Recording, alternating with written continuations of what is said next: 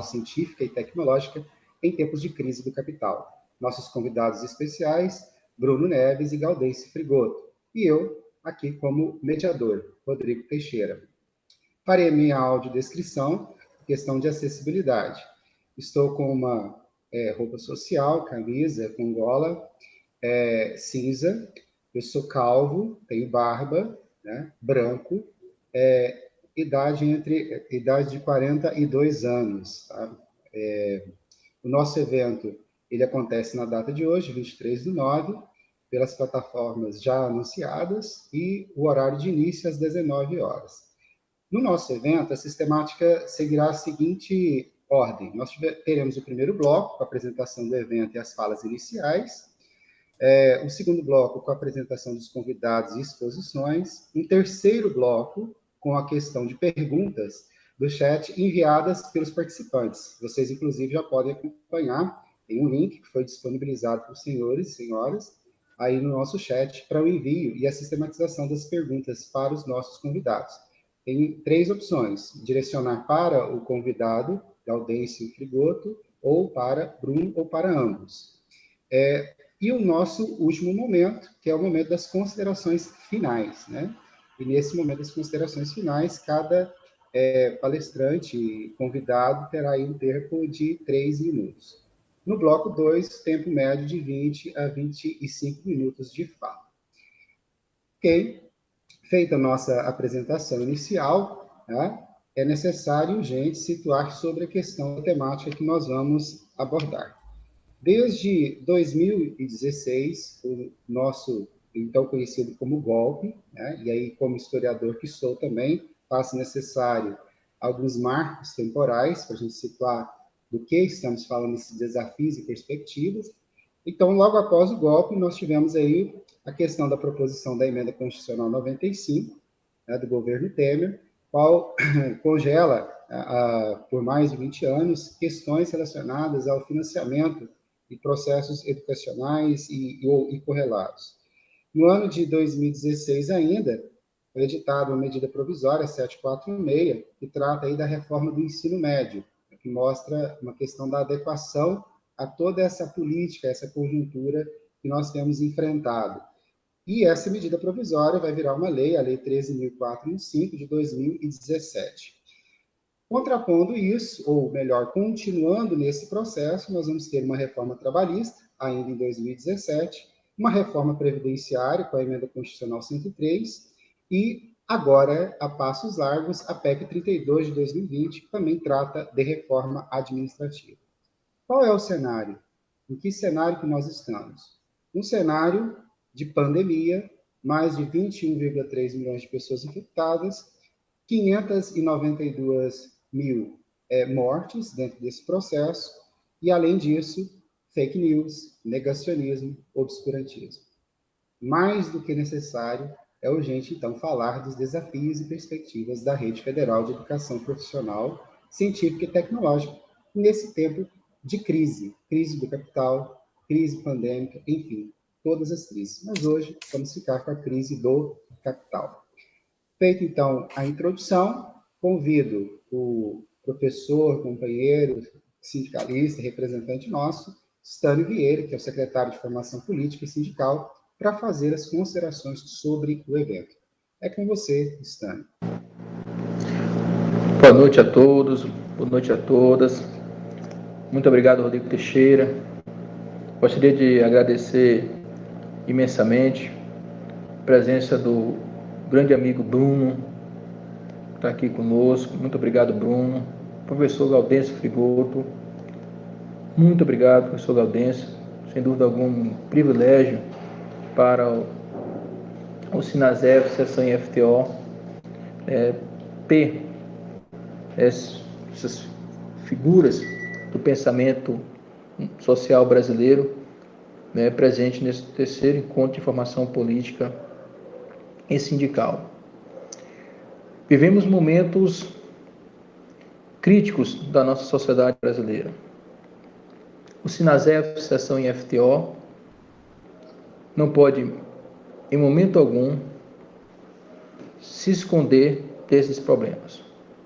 É por isso que o a nossa sessão está no terceiro curso de formação política, buscando socializar com os seus sindicalizados e sindicalizadas essa discussão, debater, dialogar, para provocarmos uma reflexão crítica sobre essa realidade social em que vivemos.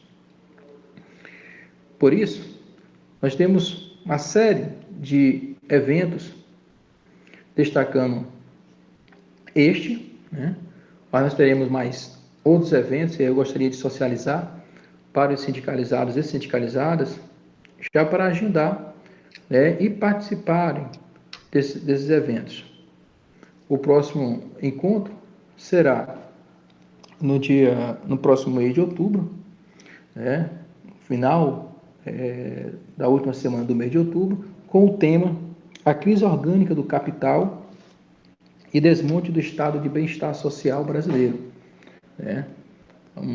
Será um diálogo importante, inclusive, já posso socializar aqui,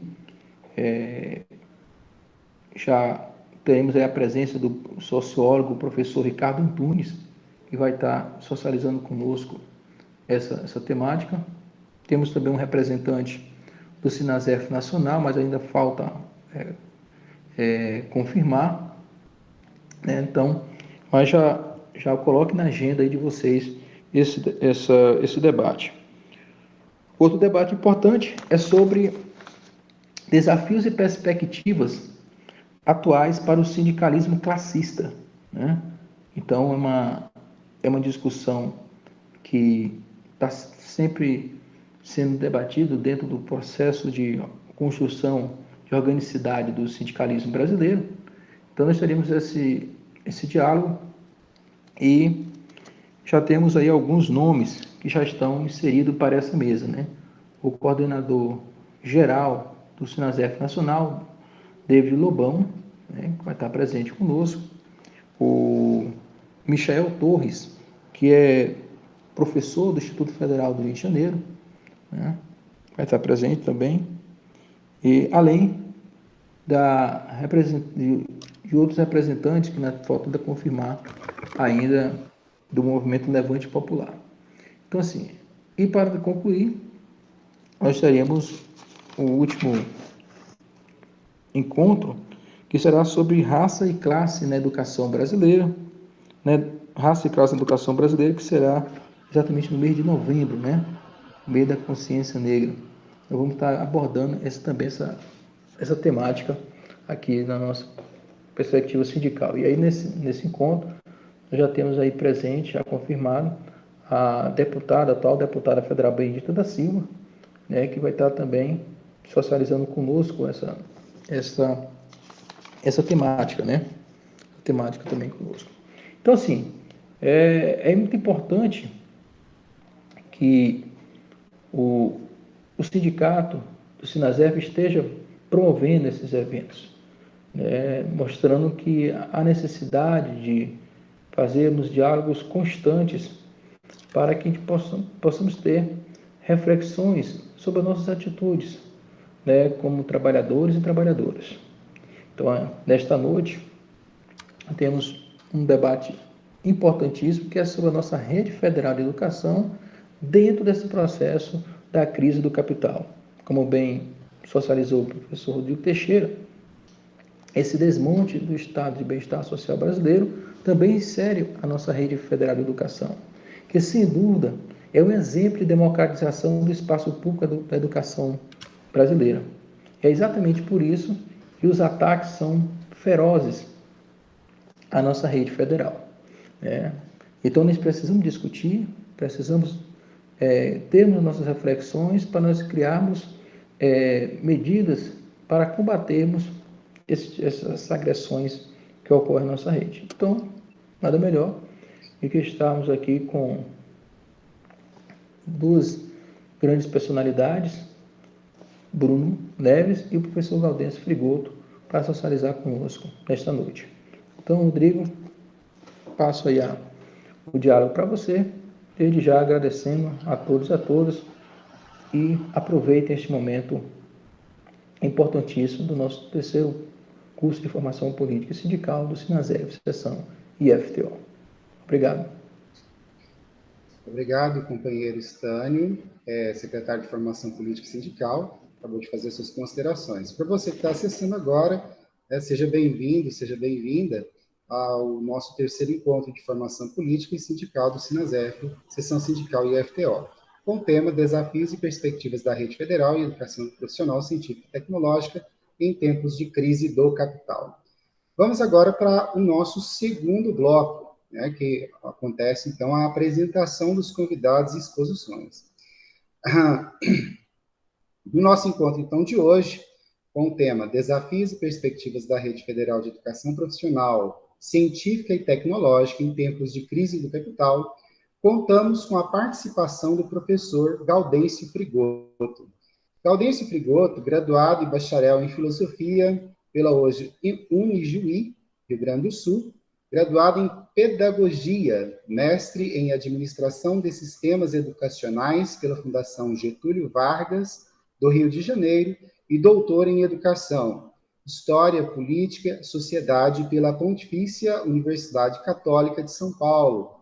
Atualmente é professor associado na Universidade do Estado do Rio de Janeiro e professor titular em Economia Política da Educação na Universidade Federal Fluminense.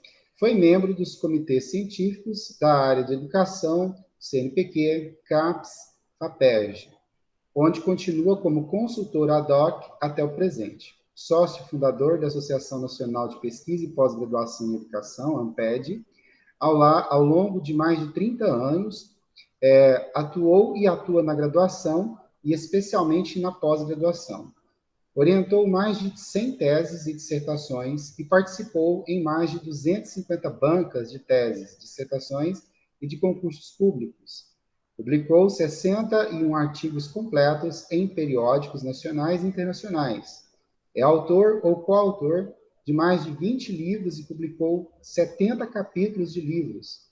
Foi eleito personalidade educacional no estado do Rio de Janeiro no ano de 2011, uma iniciativa da Associação Brasileira de Imprensa, ABI, Jornal Folha Dirigida e Associação Brasileira de Educação, ABE. Agraciado com o prêmio Cora Coralina pela Associação Nacional de Pesquisa e Pós-Graduação em Educação, na 36ª reunião anual, conferido em 1 de 10 de 2013, pela contribuição dada à inclusão educacional. Agraciado com o prêmio Luta pela Terra, 30 anos, do MST, pelo Movimento dos Trabalhadores Sem Terra, em 25 de junho de 2015. Professor Gaudêncio Frigoto, fique à vontade, a casa é nossa. O senhor tem aí 20 minutos para a sua exposição inicial. Lembrando aos que estão participando que existe um link fixado na barra do chat para o envio de perguntas aos nossos convidados. Fique à vontade, professor Gaudêncio, a casa é sua, é nossa. Seu áudio, professor.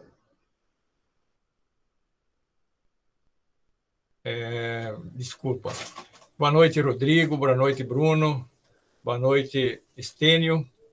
Boa noite, companheiros e companheiras do Sinasef que nos acompanham nesse terceiro encontro. Minhas palavras iniciais é de parabenizar o Sinasef e os companheiros organizadores desse terceiro encontro, num momento, como foi dito aqui pelos colegas, dramáticos da sociedade brasileira, não só pela pandemia, mas pelo governo que temos e que não só nos envergonha, mas está destruindo a sociedade brasileira. Então, mais que nunca, a formação sindical, a formação política é fundamental para enfrentar esses tempos duros que vivemos, né? Eu creio que o grande desafio, da sociedade, da classe trabalhadora e da Rede Federal de Educação Profissional, Científica e Tecnológica nesses tempos é entender que hoje, sobretudo, a ciência e a técnica e a tecnologia são cada vez mais propriedade privada do capital, e que se voltam contra o trabalhador. há 150 anos, veja, Marx, no capítulo 1 do Capital, dizia que a produção capitalista só se desenvolve a técnica e a combina no processo de produção ao minar simultaneamente as fontes da riqueza, a terra e o trabalhador. Não existem outras fontes de riqueza. E no tomo 3 do Capital vai mostrar que, com o desenvolvimento da grande indústria, né, junta-se a indústria no setor terciário com a industriação no campo e os serviços. E ele vai dizer que ambas se dão as mãos, uma vez que o sistema industrial na zona rural também exaure os trabalhadores, enquanto a indústria e o comércio, por sua vez, fornecem à agricultura os meios para o esgotamento do solo. Acho que não existe nada mais atual do que isso. Então, eu creio que num processo de formação é muito importante entender este sociometabolismo do capital que se torna cada vez mais destrutivo, né? E, por outro lado, também entender que a crise estrutural do capital, do sistema capitalista, ela se manifesta cada vez menos controlável e mais destrutiva. É interessante que um economista que escreveu várias obras sobre economia e socialismo, capitalismo e socialismo, Schumpeter, ele dizia que a grande qualidade do sistema capitalista era a produção, a criação destrutiva, né? Ou seja, para ele,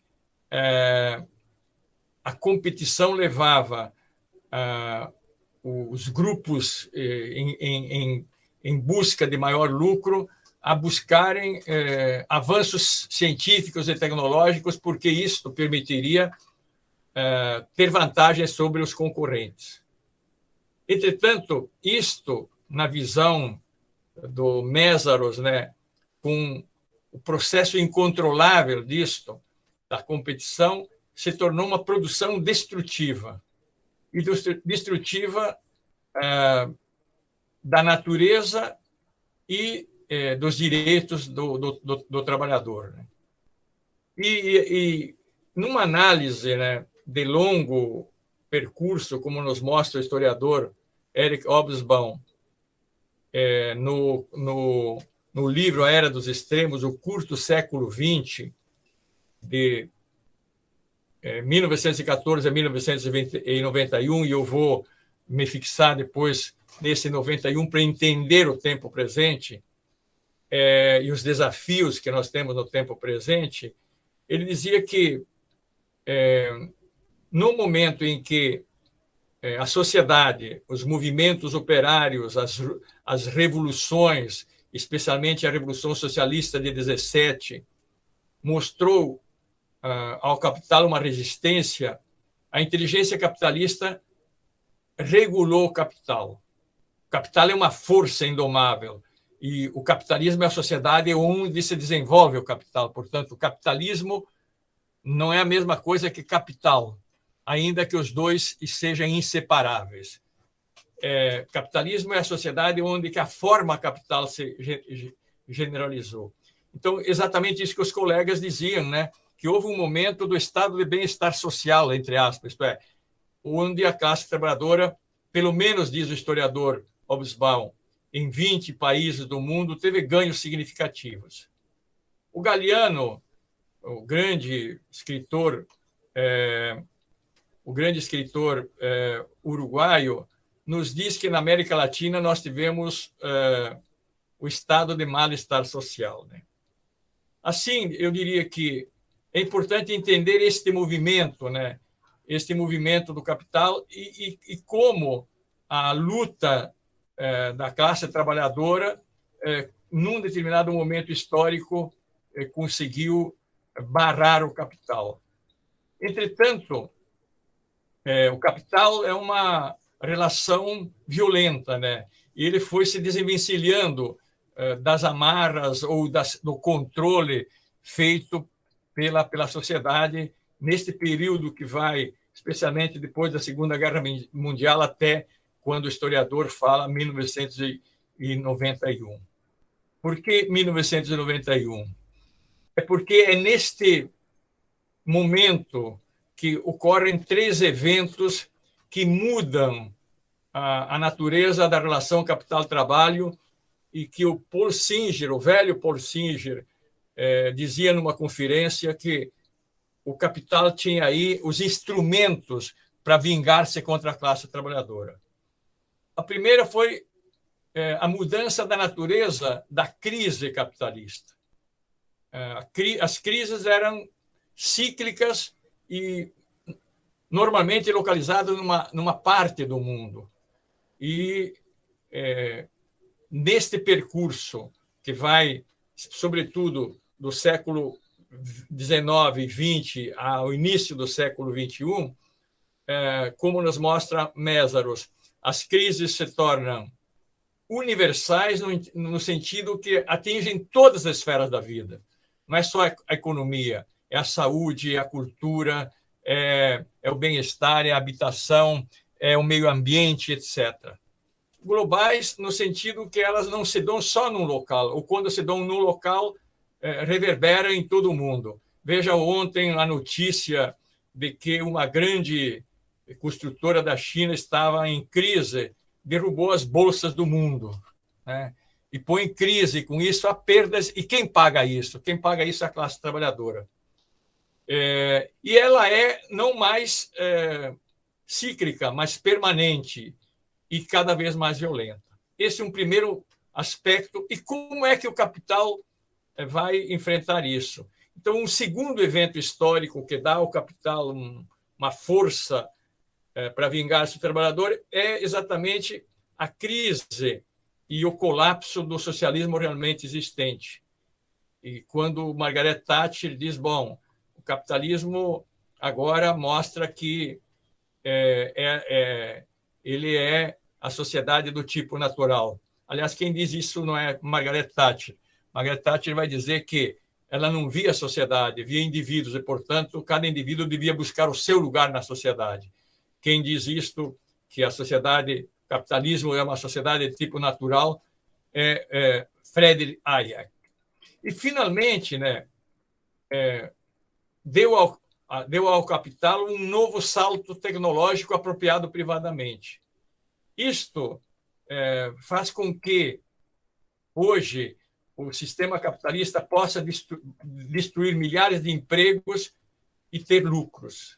Por isso que o historiador Hobsbawm vai dizer que os empregos perdidos não retornarão. E esse é um grande drama que o capitalismo não sabe resolver hoje, como resolver a perspectiva de integração, ainda que sob o capitalismo explorados, das novas gerações. É nesse contexto, então, que há mudanças na compreensão da educação. O capital humano, a ideia do capital humano, vem num primeiro momento em que havia a perspectiva ainda da inteligência do sistema capitalista de, mesmo de forma desigual, integrar a todos ao mercado. Com o acirramento da crise, já não há esta convicção e, portanto, há a convicção que não há lugar mais para todos, mas há lugar para os mais competentes. E aí vem a ideologia da meritocracia. Esse contexto, no Brasil, ele vai se desenhando da seguinte forma, só para localizar e depois a gente pode debater. A incorporação da ideologia do capital humano foi feita pelo ciclo da ditadura. A ditadura, que durou 21 anos, ela fez reformas ou contra-reformas da educação da pré-escola à pós-graduação sob o ideário do capital humano. E aí é a primeira regressão do campo da educação, quando a educação passa daquele ideal iluminista de um direito social e subjetivo para ser um capital a ser conquistado, portanto, uma ideia como um serviço mercantil. Entretanto, é exatamente com a crise, com o acirramento da crise do sistema capitalista e estes 3 eventos que eu situei, é de que vem uma regressão da regressão, é de que não há lugar para todos. E aqui no Brasil, isto se efetua exatamente logo depois da Constituição brasileira, quando o Collor assume, mas não foi capaz de fazer as reformas neoliberais, mas Fernando Henrique Cardoso.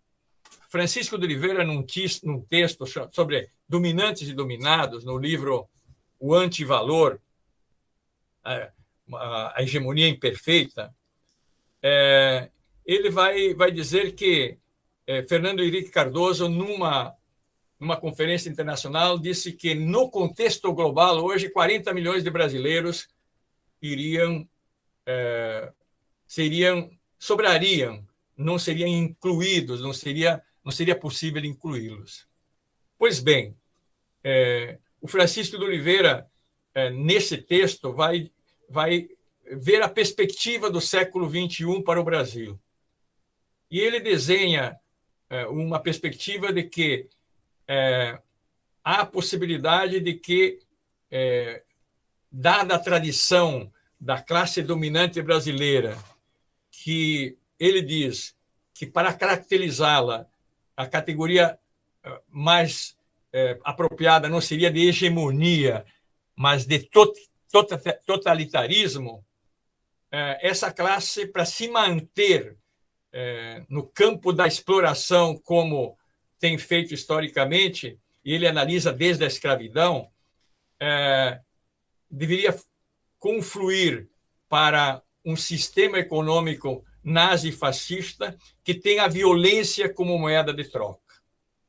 Pois bem, foi colocado aqui muito claramente pelo Rodrigo no início, na apresentação, né, que o golpe de Estado de 2016 fez contra-reformas céleres, todas elas contra a classe trabalhadora.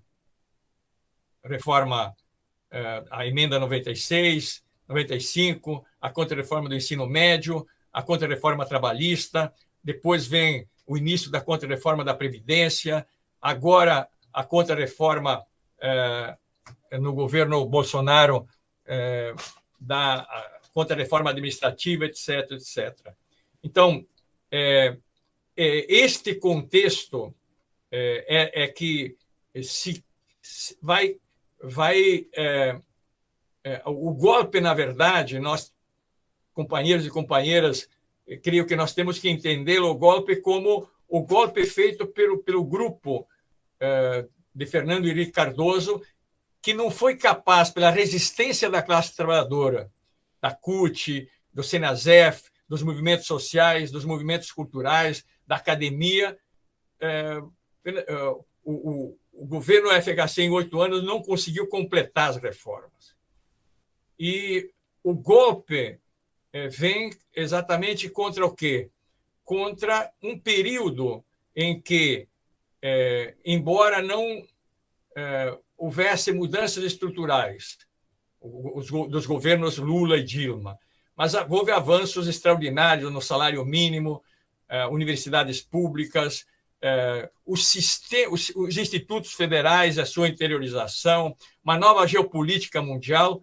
Pois bem, então, os intelectuais do golpe foram os economistas, Aécio Neves, que perdeu a eleição e que não se conformou, e montaram um golpe, né, para imaginar que Aécio Neves ganhasse a eleição e voltassem, portanto, com o trabalho sujo feito. E acabaram entregando o governo a um grupo de extrema-direita.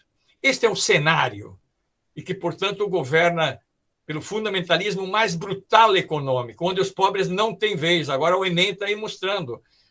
Só a justiça pode dar o direito de 2 milhões de jovens a poder se inscrever. E não estão conseguindo se inscrever porque o sistema não está funcionando, e o dia 26 acaba o tempo de inscrição. Pois bem, e ali eu creio que nós, a rede, o Senasef, sobretudo, tem que prestar atenção à fala do ministro pastor, né, quando disse que agora era a vez da rede, dos institutos federais, a rede de formação profissional científica e tecnológica. E foi lá buscar o argumento da Alemanha.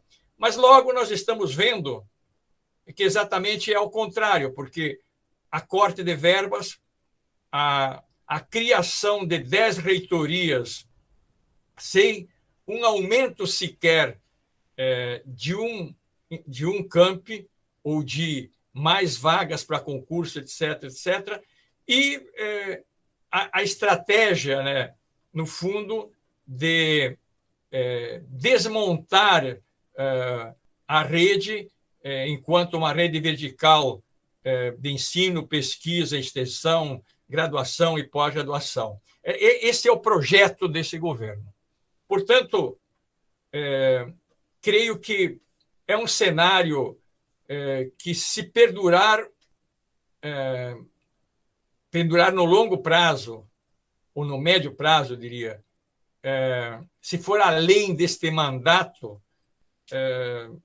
a realidade brasileira será uma realidade de futuro imprevisível. E os institutos se transformarão num sistema S com parcela de fundo público, e o resto terão que, se quiserem ampliar, cavar no mercado. Essa é a tendência. Então, quais são os desafios, né? Primeiro, exatamente isso que o sindicato está fazendo. E vejo aí que colegas vão vir e vão ajudar a pensar esse quadro que não é um quadro que não é nada favorável. Também perceber que internamente a própria rede, né, não tem uma unidade para ver, digamos, o tamanho deste estrago que está se fazendo. Então, acho que o grande desafio do sindicato é conclamar não só aos professores, aos técnicos, especialistas, funcionários, mas, sobretudo, eu diria, ou concomitantemente, trabalhar com os jovens, com as famílias, com a sociedade, com os movimentos, para mostrar que está se destruindo exatamente aquilo que é uma perspectiva, especialmente para os jovens do interior, de ter um ensino de qualidade. Esta, eu acho que é a nossa tarefa. E mostrar que não há saltos nisso. Depende daquilo que o Gramsci nos dizia lá nos anos 30, né? Analisar com agudez a realidade. Isso que vocês estão buscando na formação, agora na formação permanente, em vários ciclos do Senasef. Buscar, digamos, elementos de coesão, de entusiasmo para enfrentar coletivamente esse contexto. E, sobretudo, organizar-se para poder ter força. Acho que são os 3 elementos fundamentais nesse momento tão adverso da sociedade brasileira e tão adverso dos institutos federais. E, para finalizar, e porque aqui eu acho que é importante a gente dialogar, eu creio que nada melhor que a poesia pode nos ajudar a pensar como enfrentar esse momento. E busco lá de um grande camarada uruguaio, o poeta Mário Benedetti, que tem vários poemas engajados de luta, e um poema, vou só dizer 2 estrofes, se intitula Que Passaria? O que aconteceria? Ele pergunta o seguinte, eu acho que essa questão que se coloca para nós, não só como sindicato, mas na relação com os alunos, com os pais, com a sociedade, com os movimentos culturais e políticos, etc. O que passaria se um dia despertássemos nos dando conta que somos a maioria? O que aconteceria se prontamente uma injustiça, só uma, fosse repudiada por todos os que somos, todos, não apenas alguns, mas sim todos. O que passaria se, em vez de seguir nos dividindo, nos multiplicássemos, nos somássemos e enfrentássemos o inimigo que interrompe nossos passos? Eu acho que esta é a grande mensagem, né, que eu gostaria de deixar, ou a mensagem, parabenizando mais uma vez o sindicato, a Sinasef, por essa iniciativa de formação política, formação teórica, formação na ação prática, porque é na luta, só na luta, a gente pode mudar esse cenário. E a classe trabalhadora já enfrentou ditaduras, enfrentou golpes, e não vai ser nesse que a gente vai não resistir. Obrigado. Obrigado, professor Gaudêncio Frigoto. É uma alegria estar fazendo parte dessa mesa com o senhor, com o Bruno Miranda e o professor Stani também. Para quem está acessando agora, né, nós estamos no 3º encontro de formação política e sindical do Sinasef, com o tema Desafios e Perspectivas da Rede Federal de Educação Profissional Científica e Tecnológica em Tempos de Crise do Capital. Nós estamos na segunda parte, no segundo bloco, né, onde os convidados fazem aí a sua exposição inicial. O que mais me chamou a atenção, e eu faço uma errata na apresentação inicial, agradecendo já ao professor Gaudêncio, eu tratei com o nome de reformas, e o professor Gaudêncio puxou minha orelha. São contra-reformas, né? Contra-reforma depois do golpe de 2016. Então, já agradeço a correção fraterna, né, e coloco aí a errata, né? Realmente são contra-reformas, né, dentro de um contexto que nós estamos discutindo. Então, muito obrigado, professor Gaudêncio. Me chama a atenção o tripé destacado na questão dos desafios, na fala do professor Gaudêncio, né? E aqui eu os menciono na síntese que eu consegui fazer, né? A questão dos nossos desafios. Ele aponta a questão de uma formação continuada, uma formação sindical continuada, a questão da consciência de classe e de pensar o coletivo, né? Ou seja, mobilizar a juventude para aquilo que nós todos almejamos, uma educação pública, gratuita e de qualidade. Daqui a pouco nós vamos aprofundar, né? Você que ainda não mandou a sua pergunta, né, que está aí no chat, está fixado aí na barra Sinasef Sindical, Seção Sindical e FTO, um link para que você possa enviar a sua pergunta para os nossos convidados. E vamos agora para o nosso segundo convidado da noite, o professor Bruno Neves, né? Vou, então, pedir licença para receber, né, ou acolher o professor Bruno Neves. Ele é doutorando pela Universidade do Estado do Rio de Janeiro, mestre em Educação pelo Programa de Pós-Graduação em Educação, com textos contemporâneos e demandas populares do PG-Duc, da Universidade Federal do Estado do Rio de Janeiro. Graduado em Pedagogia pela UERJ. Pedagogo no Instituto Multidisciplinar de Formação Humana, com Tecnologias da UERJ.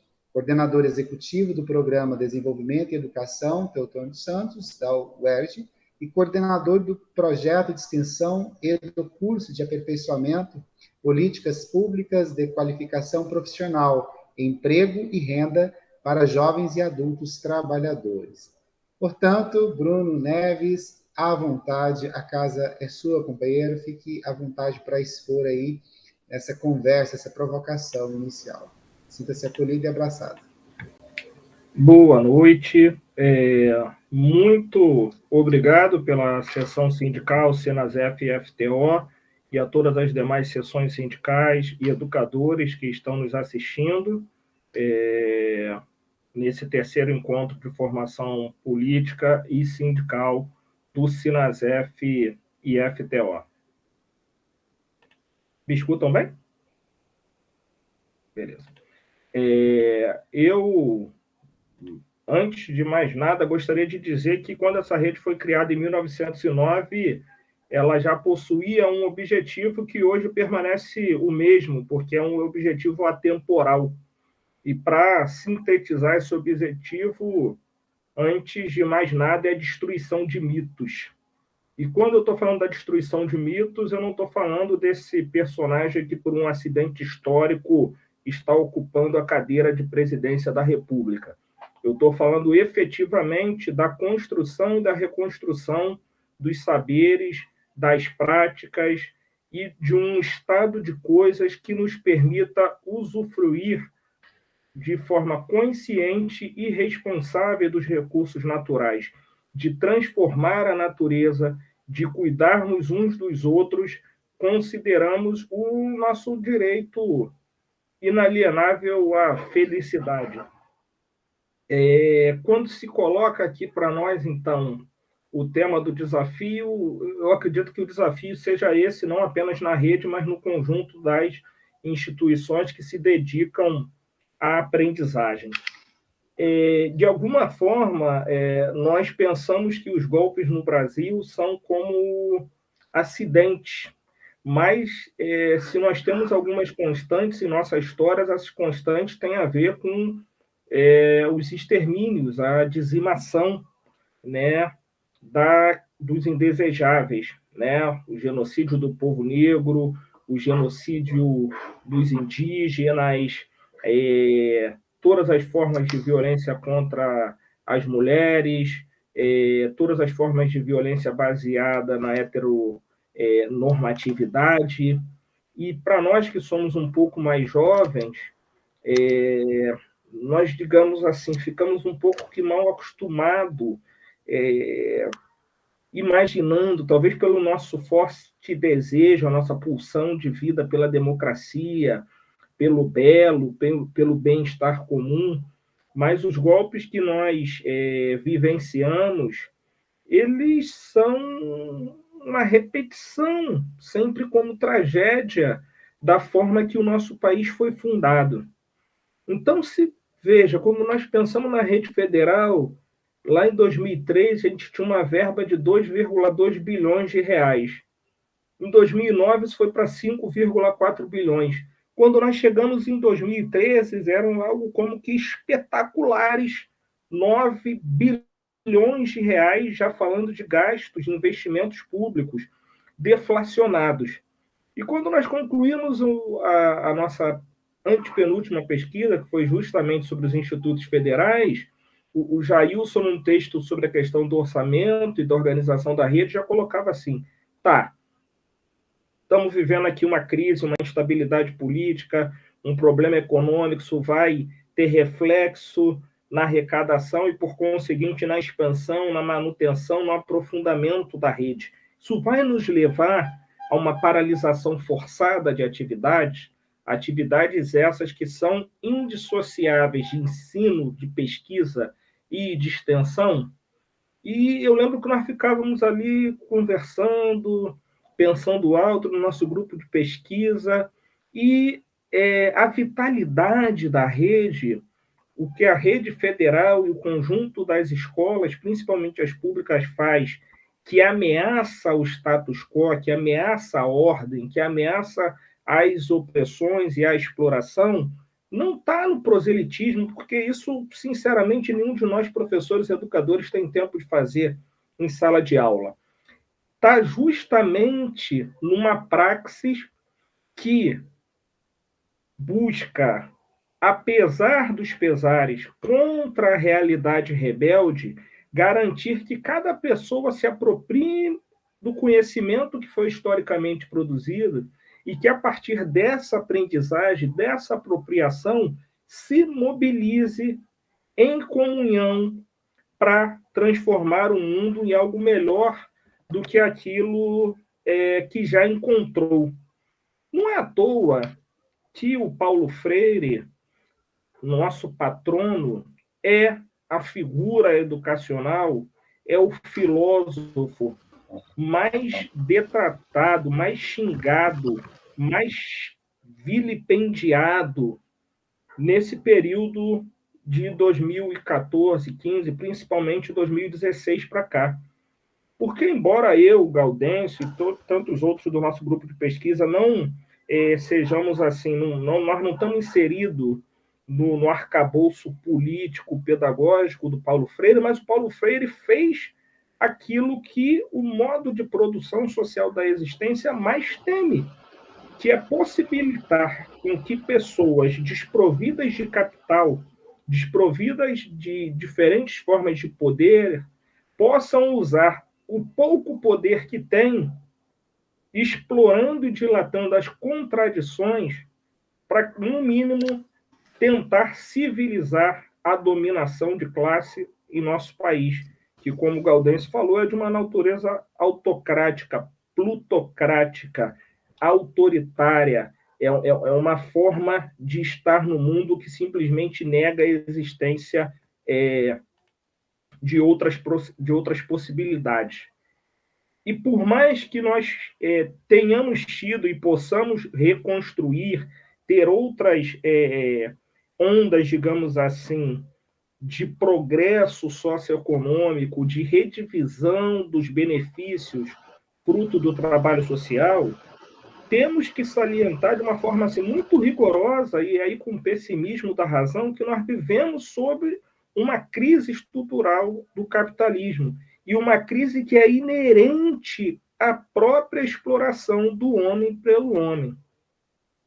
Se pegarmos no Steven Lazarus, nós teremos aí pelo menos 3 grandes evidências dessa crise. Uma delas tem a ver com a produção e com a circulação de mercadorias. O capitalismo não respeita, não conhece, não se preocupa e não irá se preocupar com nenhuma forma de exploração da natureza, inclusive a natureza humana, em benefício das suas margens de lucro, em benefício da produção e da circulação de mercadorias que lhe garantam mais rentabilidade. Ainda que as formas pelas quais nós, que vivemos do próprio trabalho, estejamos inseridos nesse metabolismo social, sejam formas cada vez mais dramáticas. O Chico de Oliveira falava, olha, nós vivemos numa era do trabalho abstrato virtual. E aí ele pegava o exemplo dos refrigerantes, falava, pô, esses refrigerantes que são vendidos na beira de estrada, nos engarrafamentos das grandes cidades, são vendidos por funcionários da Ambev que não sabem que são funcionários da Ambev. Mas se essa produção altamente tecnológica, com fórmulas ultra secretas, feitas com energia X, Y, Z, não tivessem esses trabalhadores ultra precários para nos vender no sinal, no semáforo, no engarrafamento, na beira de estrada, numa birosca, simplesmente a rotação do capital não se concluiria. Agora, nós temos uma dimensão da crise que nós, enquanto educadores, ou seja, enquanto trabalhadores, podemos incidir de uma forma mais objetiva, que tem a ver com a impossibilidade ontológica de controle, de subordinação do nosso trabalho ao lucro, à produção ampliada do capital. Então, talvez o limite mais feroz do capital seja justamente a possibilidade do controle da produção e do sujeito que produz. E é aí que nós entramos, porque essa crise está colocando em outros patamares as formas pelas quais nós lutamos pela nossa sobrevivência. Esqueçam esse Eldorado de que nós, hoje, servidores públicos, empregados, com alguma estabilidade, vamos ter aposentadoria e pensão. Gaudêncio testemunhou em 2010, em loco, em Portugal, o corte de aposentadoria, salários e pensão é metade. Se não tem da onde se tirar lucro, se não tem da onde se aumentar a massa de mais valor, corta-se os dedos, as mãos, os braços e vida que segue, ou melhor, morte que segue. A pandemia escancarou e nós não tivemos de conjunto a possibilidade de dizer para as pessoas que nós deveríamos estar produzindo apenas aquilo que é necessário para nós sobrevivermos com dignidade, para nós garantirmos a segurança alimentar, né? E a população, ou boa parte da população nutrida pelo medo, reage procurando defender, inclusive, coisas que jamais existiram, essas abstrações da família tradicional, uma imagem de país que jamais existiu, a possibilidade de uma segurança feita cada um por si, e vamos ver no que vai dar lá na frente. Olha, gente, se nós em 2004, quando essa rede começou a se pensar numa remodelagem, no reordenamento, nós tínhamos 140 campos, na fase 3 do processo de efetização, em 2014, nós tínhamos em torno de 562 campi. E esses campi não se sustentam apenas com boa vontade, apenas com ideologia, apenas com os nossos sangue, suor e lágrimas. Nós precisamos de investimento, nós precisamos de condições infraestruturais, de condições estruturais para que os estudantes, inclusive, vejam a contradição. Disse que não tem emprego, que as pessoas não conseguem acessar o mercado de trabalho porque não tem qualificação, porque não tem escolaridade. Mas para ter escolaridade, elas precisam comer, elas precisam dormir, elas precisam de transporte público de qualidade, elas precisam de segurança, né? Elas precisam de um conjunto de direito que possibilite esse direito básico, inalienável, humano, indispensável, que é o direito à educação. E isso, de uma certa forma, nós conseguimos retratar com alguma qualidade no livro que resultou da nossa pesquisa sobre os institutos federais, que a gente até colocou o link aqui, um material que está disponível no portal do LPP. Agora, eu sou daqueles que, embora tenha uma razão muito pessimista, procura alimentar e praticar uma vontade que é otimista, praticar, ter um exercício que, dentro dos limites, e são muitos, e são contraditórios, e são realmente desafiadores, utilizar o poder que nós temos de fato, que é um poder, em primeiro lugar, analítico, de entender o nível do desenvolvimento das forças produtivas e a serviço de quem está esse desenvolvimento, que também é científico, técnico, tecnológico, que é de pensar em cada campus onde nós estamos, quais são os contextos produtivos, quais são as qualificações socioprofissionais necessárias hoje e desejáveis para um futuro, para atender às maiorias que são discriminadas. E aí, gente, entra no que é a nossa corresponsabilidade. E aqui eu detesto essas coisas do tipo, nossa culpa, nós deixamos de fazer. Não, vamos falar das nossas responsabilidades. O que nós temos poder de fazer? Um trabalho pedagógico conscientemente organizado, que parta de um movimento abarcando os estudantes e a comunidade que os circundam, que é de possibilitar para os estudantes olhar para esse real aparente, para esse sensível, e começar a abstrair, começar a refletir sobre as formas que nós produzimos nessa sociedade, também como ela se reproduz, para, a partir daí, ter um processo mínimo de sistematização, de pensar esse real, de ter o que Kozik chama desse concreto pensado, ou seja, ter um movimento que os coletivos docentes se organizem para organizar o currículo, a didática e a avaliação, partindo da prática social do trabalho. Eu não estou falando do emprego, ou do subemprego, ou da empregabilidade. Eu estou falando para olhar para o real, para os processos de trabalho reais.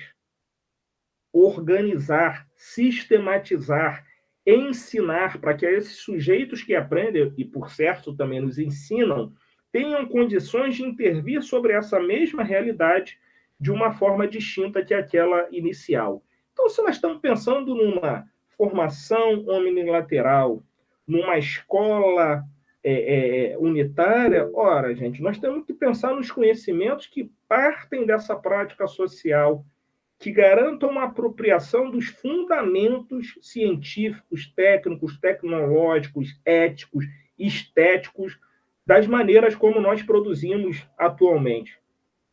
E o que está no nosso poder, ali, quando, no frigir dos ovos, quando daqui a pouco nós estamos conseguindo, conquistando, arrancando, derrotando esse governo para ser vacinado, nós vamos poder voltar em algum momento para as nossas salas de aula, para os nossos laboratórios, para os nossos trabalhos de campo, para as nossas visitas técnicas aos locais onde se dão as produções, e nós vamos ter que pensar num currículo que seja completo, que tenha esses conteúdos organizados, tanto no que nós chamamos de disciplina da parte geral, da parte de formação geral, quanto nos conteúdos mais vinculados ao mundo do trabalho, mais vinculados às habilitações profissionais que são conquistadas também pelos estudantes. Então, daí que nós temos que pensar numa profissionalização, numa educação que dê conta da nanotecnologia, da biotecnologia, que dê conta de produzir e de criar e de generalizar fontes de energias que sejam renováveis, que sejam menos danosas para a natureza. E aí nós temos que pensar em didática, gente. Nada mais, nada menos que uma organização do trabalho didático que, em primeiro lugar, se vincule àquilo que os Demerval Saviani, Neilton Duarte, Livaldo da Silva chamam da prática social inicial, ou seja, do nível de desenvolvimento atual do educando, de como eles se expressam nessa prática social inicial, daquilo que os estudantes já sabem e que nós, professores, sabemos de uma forma mais sistemática, mais organizadas, e mobilizar isso, sejam em situações, problemas, sejam em complexos, sejam em projetos integrados, para explicar para os estudantes e colocar diante deles as possibilidades de pensar nesses problemas relacionados ao conteúdo. Mas não é qualquer conteúdo. É pensar numa escola que dê conta do conhecimento científico, que dê conta da cultura, que dê conta da filosofia, que dê conta daquilo que sobreviveu à crítica e que é necessário para nós continuarmos vivendo nesse mundo. O terceiro passo, o terceiro momento, ainda que se combinem, se confundam na nossa prática pedagógica, que é o passo da instrumentalização, é onde o nosso trabalho de ensino está ainda mais vinculado ao trabalho de aprendizagem. Inclusive, quando nós dizemos ou apresentamos para os estudantes possibilidades de ensino, de aprendizagem, possibilidades de pesquisa, possibilidades de extensão, possibilidades de inovação. Porque o que mais importa, na verdade, as duas coisas que mais importam são o quarto passo que o Saviani chama de catarse, né? Que é quando o estudante já tem condições de elaborar, idealmente, de prévia idealizar, de imaginar, de projetar o que fazer, com o que fazer, como fazer, em benefício de quem. Porque ao retornar para a prática, e eu estou falando aqui da prática social fundamental do trabalho, certamente o fará a partir de um outro ponto de vista. Vai ter uma outra sensibilidade e outras capacidades, possibilidades de intervir sobre o real. E eu tenho o Gaudêncio como... não pode chamar de pai, né? Porque ele é apenas jovem há mais tempo, mas é um irmão mais velho. Eu sempre falo, Gaudêncio, as pessoas concordam com as críticas que são feitas pelos nossos grupos, né? Coletivamente, desde os anos 80. Agora, o que nós precisamos fazer mais que nada é apoiar os colegas que estão cansados de preparar força de trabalho barata para o mercado. Então, o que nós temos feito um grande esforço, isso com a parceria do Sinasef e FTO, do Sindes e FCE, do Sinasef e IF Baiano, e de tantos outros coletivos e pessoas e instituições, acoplar o trabalho do nosso programa de extensão, do Programa de Desenvolvimento e Educação Teotônio dos Santos, a essas necessidades, às lutas que nós podemos travar com as armas que nós já temos hoje, porque nós não vamos esperar o dia seguinte da Revolução para começar a fazer educação unilateral e politécnica. Nós temos que começar a experimentar desde já. E o convite que eu faço, e é um convite com muita admiração, com muito carinho, pelo trabalho que os companheiros vêm prestando, é que nós mantenhamos acesa essa coragem de seguir ensinando, de seguir aprendendo e de seguir destruindo os mitos, seja eles quais sejam, mas uma destruição de mitos que coloque o bem-estar comum, que coloque a felicidade, que coloque a preservação do meio ambiente como aspectos centrais, do tanto ética quanto política e principalmente em termos práticos. Então, era isso para nós começarmos o diálogo. Obrigado, companheiros.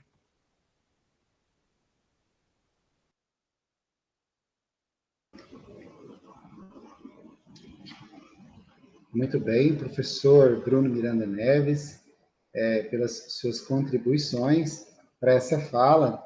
Eu anotei muita coisa, o nosso chat ele está bombando, né? Colocando uma fala bem jovem, né? Ele está bombando no sentido de contribuições e muitas perguntas enviadas. O que eu destaco dentro da reflexão que o Bruno nos traz, das contribuições entre os desafios e perspectivas da rede, na verdade, a questão das intencionalidades dentro desses projetos, né, de contra-reforma, né? Essa intencionalidade do para que elas estão sendo feitas, né? A interesse de quem ganha, quem perde esse processo e por que fazê-las, né? E da forma que elas estão sendo feitas, né? Só para a gente poder ir para o nosso bloco 4, né? Bloco 3, que são as perguntas que nos foram enviadas, né? Aí, nesse espaço, nós vamos apresentar, então, as perguntas que foram enviadas pelo link, né, que está aí fixo, né, que você que ainda não mandou sua pergunta ainda tem tempo de mandar. Serão 3 minutos para cada resposta, né? Nós vamos selecionar, não tem como todas as perguntas, né? Mas todas as perguntas serão enviadas para os nossos palestrantes. Nós vamos selecionar, então, 4 perguntas, né, sendo 2 perguntas para cada palestrante. Eu já compartilhei com os senhores, tá? Gaudêncio Frigoto e o Bruno Miranda Neves, essa planilha que o pessoal mandou as perguntas, fiz uma seleção prévia, tá? E vou agora fazê-las para que a gente possa caminhar na nossa mesa de debates e discussão. Bom, então, temos aqui a pergunta do professor Paulo Hernandes, e aí ele coloca, tanto para o Gaudêncio quanto para o Bruno, né, ele coloca o seguinte como reflexão. Nós, educadores da rede federal, temos a satisfação de vivenciarmos a educação profissional, de fato, porém necessitamos de muitos avanços ainda. Assim, diante da crise do trabalho assalariado, o que fazer para efetivamente termos uma educação profissional emancipadora? Então, essa é a pergunta do professor Paulo. Estou colocando aqui também para os senhores, né? Coloca para ambos a questão da reflexão. Então, eu vou fazer mais outra questão e depois passo a palavra para os senhores. A outra questão, essa é direcionada para o professor Bruno Neves, né? Professor Bruno Neves, quem manda essa pergunta para nós é o nosso estudante, inclusive, Jefferson Soares, né? Ele coloca assim, qual a sua análise sobre a política dos reordenamentos dos institutos federais, né, dentro desse contexto que você traz como reflexão, e aí, claro, justifique, comente, né, a questão da contribuição que a sua reflexão nos traz. Eu posso fazer as outras também, né, e aí a gente vai para as respostas, pode ser? Pode ser assim? Aí a gente pega as outras 2 perguntas e vamos para as respostas, né? A outra pergunta é do professor Marcelo Ritowen, né? Marcelo coloca o seguinte para nós, como reflexão, e aí é para o professor Gaudêncio Frigoto. Professor Frigoto, passados mais de 30 anos da publicação do seu livro, A Produtividade da Escola Improdutiva, qual sua avaliação do papel dos institutos federais no rompimento dessa lógica de formação para a reprodução do capital, sob a perspectiva do capital humano, temos conseguido ou estamos condenados a reproduzir essa lógica, apesar dos esforços em contrário? Também a pergunta que estou colocando aqui, para os senhores, essa é do professor Marcelo. Né? E a última, né, como eu falei, não tem como nós contemplarmos todas, né, mas elas serão encaminhadas para os nossos palestrantes, justamente, só um instante aqui, por favor, teve um probleminha técnico aqui nas questões, mas essa questão aqui foi enviada por Sefra Rola, né, ela coloca aqui para a gente o seguinte: professor Gaudêncio, o serviço público e o servidor público estão em franca decadência e com a gigante ameaça da aprovação da PEC 32, além das outras contra-reformas do governo genocida. Vai ser o fim dos dois. Nós, servidores públicos, não temos a presença da grande massa da população nos apoiando, talvez por não termos construído uma agenda de luta conjunta. Que estratégias podemos utilizar para promover essa aproximação entre as duas categorias, trabalhador do setor privado e do serviço público, para as lutas contra esse mesmo inimigo, o capital? Então, fiquem à vontade, né? Eu vou colocar também essa última questão aqui no chat, né? No chat interno, para que nós possamos problematizar. Então, eu passo a fala para os senhores. E aí, fiquem à vontade. Eu acredito que pode começar pelo professor Gaudêncio, né, que o Bruno falou por último, e depois o Bruno faz também as considerações frente às questões. Você, professor Gaudêncio. Pois então, primeiro, muito obrigado aos colegas que formularam as reflexões, porque são perguntas que vêm de uma reflexão, perguntas que cada uma delas daria um debate, né? E o Paulo coloca uma questão central, né? E, inclusive, é uma questão central que é muito difícil hoje motivar os jovens quando se diz vá para a escola e se prepare para o futuro do trabalho, porque ele vê que são 14 milhões de desempregados, especialmente as classes populares têm na família, sobretudo o trabalho precário, o trabalho, praticamente metade da força do trabalho brasileira está no setor informal, que já essa categoria não dá conta. Então, mas, por outro lado, há pouco tempo, fazendo um debate com Márcio Postman, né, ele nos mostra que, positivamente, né, o Brasil ainda é uma sociedade que, se a gente conseguir avançar na democratização, na luta pela inclusão, e de ter uma política, de fato, de avançar para uma economia solidária, etc., há muito espaço de trabalho. Há muito espaço de trabalho. Então, tanto na perspectiva para lutar politicamente pelo direito ao trabalho, que é um direito humano fundamental, quanto na perspectiva de se preparar não só para o trabalho simples, como a burguesia brasileira tem optado historicamente e negado a educação de qualidade, mas para o trabalho complexo. E eu diria que os institutos federais, os Cefetes e algumas escolas públicas, poucas estaduais, que formam para o trabalho complexo. Menos de 10% da população brasileira é formada para o trabalho complexo. Então, a luta, Paulo, para mim, ainda é que eu resumiria na seguinte questão. A melhor preparação profissional, inicialmente, é uma boa educação básica. É aquela que dá base, né? E eu até tenho uma experiência existencial nisso, né? Eu filho de pequenos agricultores, sétimo de uma família, sempre repito isso, o único que pôde fazer pós-graduação, doutorado e mestrado, e a última que eu ajudei fez o ensino superior, enfim, alguma especialização. Os demais irmãos têm 4 anos de escolaridade, porque não queriam estudar? Não, e essa é a situação de toda a geração minha que trabalhava no campo. a geração do João Pedro Stedley, do Cândido Giboski, que também estudaram no mesmo internato. E nós tivemos uma educação clássica e científica ao mesmo tempo. Fazíamos clássico e científico, uma excelente educação básica. Eu duvido que vocês encontrem alguém que fez uma instituição dessa, e uma tradicional até, que não tenha tido chance como professor ou como... Enfim, tenho colegas em todas as áreas. Por quê? Porque você não constrói um edifício sólido sem uma base. E por isso que se chama educação básica. E no contexto atual, essa educação básica é a perspectiva que os institutos cresceram.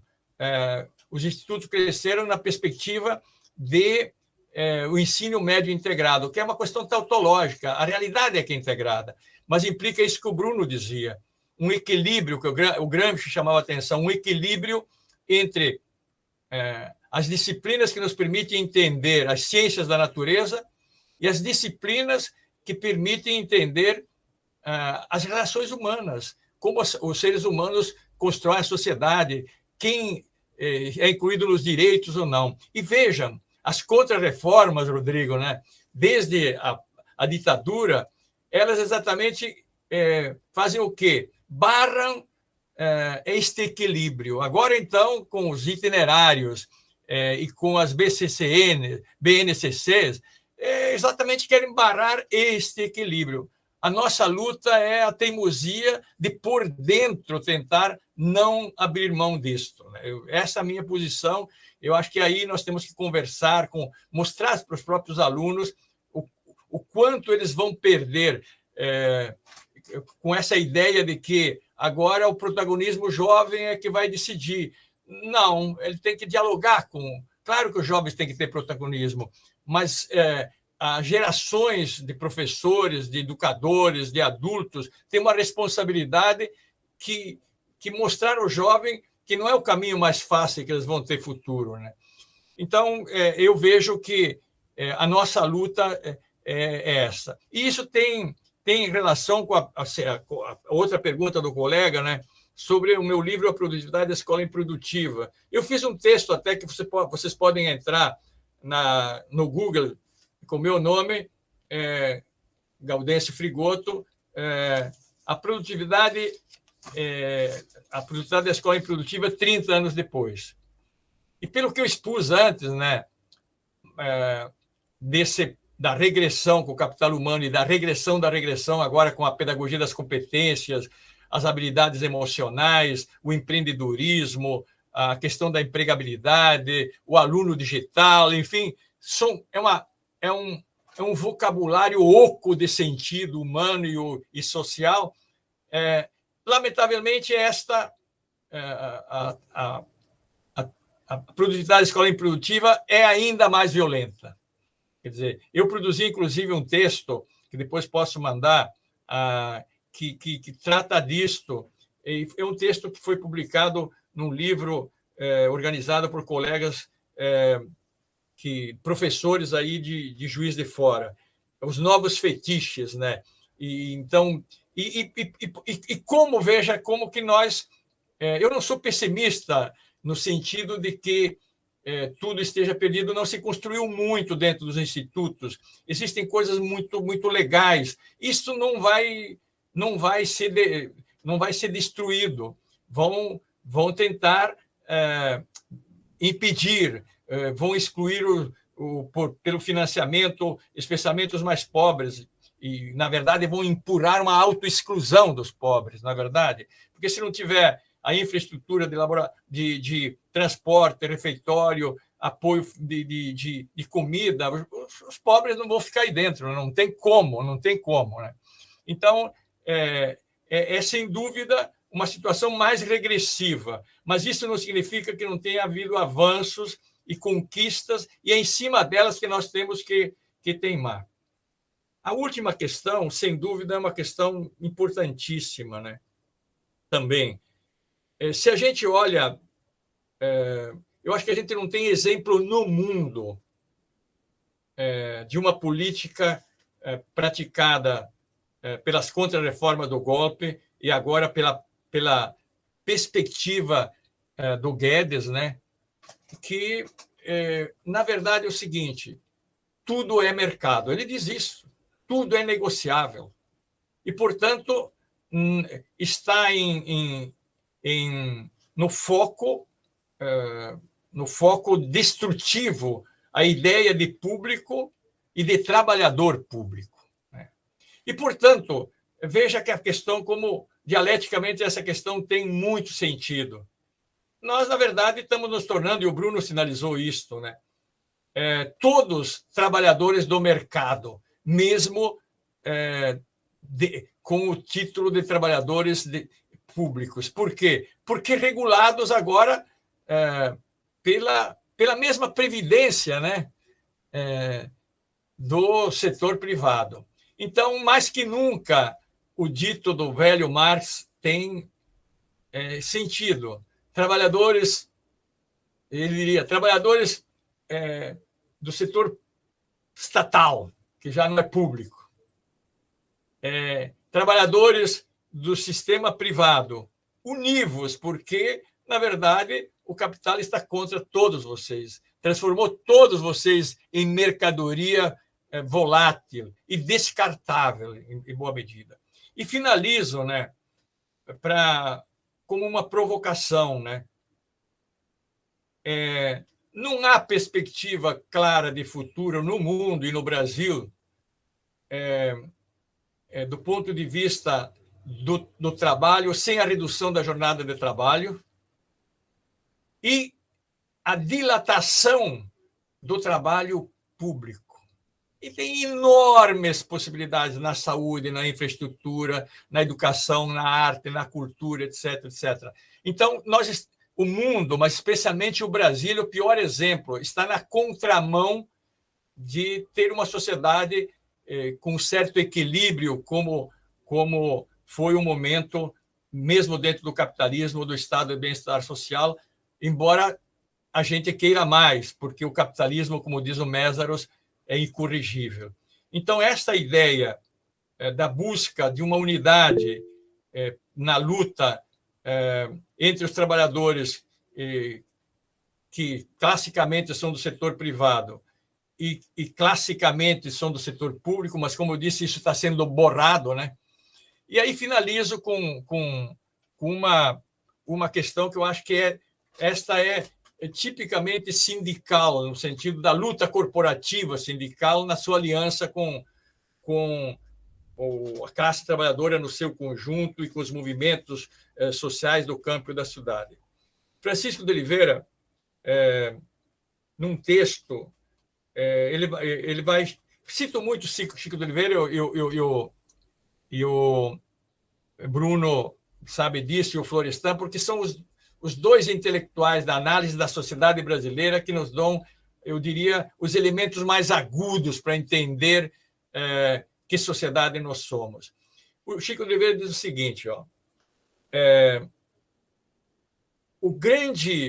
grande questão hoje que se coloca da perspectiva de futuro, ele dizia isso fim dos anos 96, 97, creio, ou antes disso, quem tem o manejo e controle do fundo público. Quem tiver o manejo e controle do fundo público desenha as perspectivas de futuro. E se a classe trabalhadora tiver o manejo e o fundo público, ele diz, não é o socialismo, mas pode ser a porta, né? E por isso que, e aí conclui, o Bruno fez referência, né? Nós temos uma luta árdua, talvez por mais 1 ano e pouco, 2, até a próxima eleição. Espero que esse governo não continue até lá. Espero. Mas essa é uma discussão complicada, inclusive dentro da esquerda, entende? Que acha que é melhor que continue porque tem mais chance de ganhar, papapá, enfim, não é esse o tema aqui, mas isso seria interessante discutir. Mas, na eventualidade, esperamos disso, que em 22 um bloco de forças, se não de esquerda, mas progressistas, ganhe a eleição, o céu não é de brigadeiro. Nós vamos precisar muito mais unidade na perspectiva do que nos coloca o colega. e muita humildade para isto, para um amplo gama de forças, até de culturas diferentes, como dizia Gramsci, lá para enfrentar o nazismo, né? O fascismo, aliás. Então, eu acho que as questões nos encaminham para a seguinte perspectiva. Temos que continuar aprofundando e ganhando mais pujança, mais musculatura nas lutas que não são históricas. Na defesa da escola pública, na escola pública aqui, hoje, com qualidade, como diz o Bruno, em dois elementos que aí conclui e sugiro que vocês procurem o livro O Desafio Educacional de Florestan Fernandes, quando ele vai dizer o papel nosso como educadores. Primeiro é isso que o Bruno diz muito bem, da formação científica do aluno, para entender como se produz a realidade. Mas também a formação política, já essa é uma dimensão da formação política. E ele diz esse é o papel do professor, se ele não tem formação política, se ele não é capaz, não é se ele é do partido A, B ou C, mas se ele não entende quais os direitos estão sendo cumpridos e não cumpridos na sociedade, esse aluno não vai entender porque ele tem que lutar por direitos e mostrar as contradições da sociedade. E é por isso, mais uma vez, que desde a ditadura militar, depois as contrarreformas da era Cardoso, e agora essas contrarreformas brutais querem desmontar exatamente os campos de reflexão, até nas áreas duras, né? Porque não dou nem espaço muito no currículo para física, química, biologia, etc, etc. Mas agradeço muito, as questões são extremamente oportunas e merecem mais debate, mais aprofundamento, debater com outros colegas, entre os colegas, eu acho que é fundamental isso. Mas são perguntas centrais.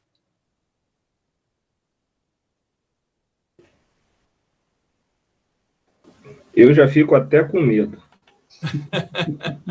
Porque realmente tem um poeta que dizia que os problemas são grandes, né? E aos domingos saem para passear. O problema, sua senhora e outros pequenos probleminhas. Eu pedi para os companheiros que trabalham aqui conosco no Sinasef e FTO colocarem uma imagenzinha, uma charge, um meme, seja lá que nome a gente dê para isso, porque, assim, eu sou servidor público também, né, em 2 lugares, e pesquiso, estudo, e essas coisas todas, e milito, mas nós temos a obrigação de dizer, pelo menos, a verdade, aquilo que nós enxergamos. Nós não vamos derrotar a reforma administrativa, assim como nós não derrotamos as reformas da Previdência, assim como nós não derrotamos a reforma da CLT. Por quê? Se nós formos puxar o fio da história aqui, com o potencial do próprio Florestan Fernandes, nós vamos ter que lembrar o seguinte: o Brasil não teve uma classe trabalhadora explorada em moldes tipicamente capitalistas, ou seja, assalariadas, inseridas dentro de um circuito de direitos e deveres, uma relação contratual. Veja, quando nós tivemos a CLT alcançou parte dos trabalhadores de determinadas profissões urbanas. Os trabalhadores do campo continuaram alijados. As empregadas domésticas só tiveram direitos reconhecidos agora, eu não consigo nem lembrar quantos anos. Não há nem elemento de análise histórica, ainda é da conjuntura atual. Os institutos crescerem em razão do golpe. Empregada doméstica ter direito é razão do golpe, porque nós temos uma classe dominante que ela é praticamente um estamento. Olha, o Álvaro Garcia Lineira, que foi vice-presidente da República na Bolívia, ele fala: nós não tivemos grande problema quando nós fizemos programas que concederam algum tipo de benefício monetário para os trabalhadores bolivianos. Nós tivemos problema quando nós falamos que a Bolívia é uma república plurinacional e que nós vamos ensinar o Guarani e que a legislação e os textos oficiais vão estar em espanhol, em Guarani, em outras línguas de outras nacionalidades indígenas. Ou seja, nós tivemos problema quando nós falamos assim: essas pessoas existem, elas têm cultura, elas têm saber, elas são humanas. E o que o Florestan Fernandes falava? Olha, nós temos que fazer uma revolução que coloque no centro o proletariado, o semi-proletariado e algo como... Ele não usava o termo oprimidos, mas os explorados de uma forma geral. E o trabalhador produtivo. Todos nós que trabalhamos. Porque, veja bem, seja trabalho formalizado, emprego ou não, porque veja bem o seguinte, quando tem reforma do serviço público, da previdência do servidor público, quase ninguém é. Vamos pegar estatisticamente, porque a quantidade também faz diferença de qualidade. Quando teve a reforma trabalhista, eu lembro que certa vez o advogado do sindicato lá da Oeste estava conversando com a senhora da empresa, né, Galdense? O pessoal do elevador lá, e limpeza e segurança, todo mundo terceirizado. Falava assim, não, nós precisamos garantir direito, lutar contra essa reforma trabalhista. Ah, mas isso aí é direito de vocês, ou seja, isso nos é estranho, isso nunca nos alcançou. Aí agora nós estamos numa reforma administrativa, ela é uma reforma que vai retirar direitos adquiridos, conquistados, com sangue, suor e lágrima, por diversas gerações de servidores públicos. Vamos sim, sabe por quê? Porque nós vamos lá e estamos falando do salário, do triênio, da aposentadoria de 80% para não cair mais ainda, quando nós devemos estar mostrando simples. Só há serviço público porque há servidor público. E quem depende do público somos nós. Nós precisamos de mais verba, nós precisamos de mais escola, nós precisamos de mais asfalto, nós precisamos de mais saneamento, nós precisamos de mais poda de árvore, nós precisamos de mais despoluição de rio, nós precisamos de mais segurança, e o governo quer tirar isso da gente. E nós vamos lá e falamos, não, o governo quer tirar nosso direito à pessoa. Olha que estranho. Está parecendo a escravidão moderna aí? Eu conversava aí, eu estou aqui com testemunhas uruguaias, né, com o Nelson, com o Marreiro, com as irmãs Culteges. Falava assim, não, nós temos que lutar pelo nosso direito, que nós vamos fazer paralisação. E paralisação no Uruguai, gente, é uma coisa sensacional, tá? O motorista de ônibus funciona por turno, então se o turno termina às 6 horas, desde 6 horas da noite da véspera da greve já parou. Não tem esse negócio de fura-greve, porque greve é greve. Greve abarca todos os setores não essenciais. Estamos entendidos? Agora, veja, nós temos que lutar para nivelar, incluir as pessoas nas esferas de direito. Então, nós sempre corremos atrás de não perder direito que poucos têm. Porque nós estamos falando aqui de coisas que são inimagináveis. O meu registro de saberes e competências, o meu incentivo à qualificação, meu enquadramento. Gente, na pandemia, o moleque que vem entregar coisa aqui vem de moto, aí a gasolina está cara, estão vindo de bicicleta, estão vindo andando, é com eles que nós temos que conversar. É com eles que nós temos que conversar. Ela fala, nós precisamos, isso que o Galdense falou, colocar o fundo público a serviço do público, porque o que não está cabendo no orçamento, nessas maluquices, tudo aquilo, é só o povo. Eles estão falando nitidamente o seguinte, o povo não cabe no orçamento. E aí nós ficamos falando de nós, gente. 1 milhão de servidores públicos federais aqui no estado do Rio, são, sei lá, 200 mil, mas não sei onde. Nós precisamos falar o seguinte, nós precisamos de um governo que divida, que coloque os valores que são arrecadados, que são muitos, e que todos nós sabemos que nós pagamos, a serviço das nossas necessidades. Quando nós não fizermos isso, desculpa, vamos parar de gastar dinheiro com panfleto e de passagem de avião e de diário de hospedagem, até porque não vem ninguém conosco. Nem os colegas que são funcionário público, já estamos trabalhando de Uber, dando aula particular, fazendo consultoria, porque a classe luta para sobreviver. Essas coisas são assim de uma fruição que só nós temos, e olhe lá. Então, para ser muito rigoroso, é uma questão de uma falta de capacidade que nós temos de empatia e de solidariedade de classe. Estamos agora fazendo doação de cesta básica, nós estamos indo nas comunidades doando água, álcool e gel, máscara, luva, não sei o que lá, no momento mais dramático, talvez, da história da humanidade. Porque até os dinossauros, se tivessem essa capacidade de trabalhar e produzir cultura, teriam feito isso quando nós fomos atingidos pela chuva de meteoro, gente. Nós não temos esse trabalho de solidariedade, de lutar por universalizar direitos. Quando os direitos não são universais, eles se tornam privilégios. Então, nós precisamos quebrar essa linguagem dos privilégios. E também falando em termos científicos, assim, rigorosos, aqui só tem professor, assistente social, psicólogo, técnico de nível médio, que só tem educador, profissionais formados, que come, que bebe, que consome livro, que vão a teatro, cinema, museu.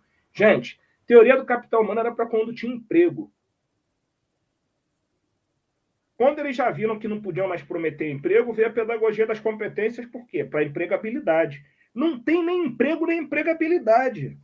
Então, como também dizem os mais jovens, a onda do momento é o que? O capital social. Vamos gerar disposições de conhecimento, de pensamento, de sociabilidade, de cooperação, para gerar renda, para empreendedorismo. Aí nós que temos algum direito, nós não temos muitos direitos, nem todos, mas nós temos alguns direitos que são vistos pela maioria da população como privilégio. Não é difícil convencer uma população que não tem nenhuma fonte de renda, que não tem segurança alimentar, que quem ganha 3, 4, 5 mil e que quando terminar o doutorado vai ganhar mais, sei lá, 50%, é privilegiado, porque eles olham para nós como privilegiados. E nós não fazemos questão nenhuma de mostrar que não, era para todo mundo ter isso. Era para todos nós estarmos usufruindo do quê? Dos frutos do trabalho social. Então, enquanto nós não fizermos essa autocrítica na prática e profunda, vai vir reforma, vai reforma. E outra coisa, gente, nós estamos numa luta eleitoral em 2022 tremenda, né? De quem ganha, do que programa ela vai ganhar. Eu só quero discutir o seguinte: PEC do teto de gastos. Vamos falar o que vocês quiserem, aliás, o que nós queremos, o que nós precisamos, o que nós desejamos, aquilo porque nós não. Tem uma PEC do teto de gasto. Esqueceram da Grécia, do Syriza?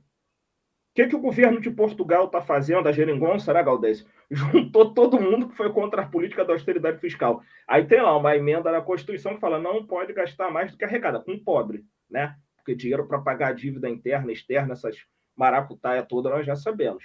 Então, eu acho que o nosso exercício, mais que antes de qualquer coisa, é de empatia. E sobre os reitores da rede, a questão do reordenamento, eu vou ser muito franco com vocês. Eu fico vendo esse negócio para cá, esse negócio para lá. O governo vai fazer o que já fazia, porque a rede já segue.